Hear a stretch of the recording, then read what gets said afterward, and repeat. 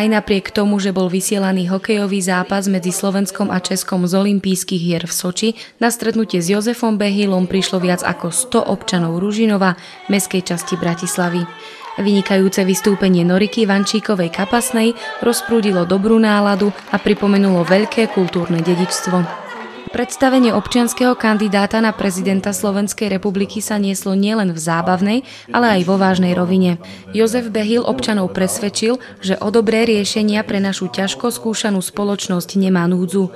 Občanom mestskej časti ozrejmil celkový stav v našom štáte a vysvetlil dôvody svojej kandidatúry. Nálada na Slovensku nie je dobrá. Všetky predchádzajúce vlády Slovensko postupne ožobračovali, stále iba sľubovali, zo sľubov sa však žiť nedá.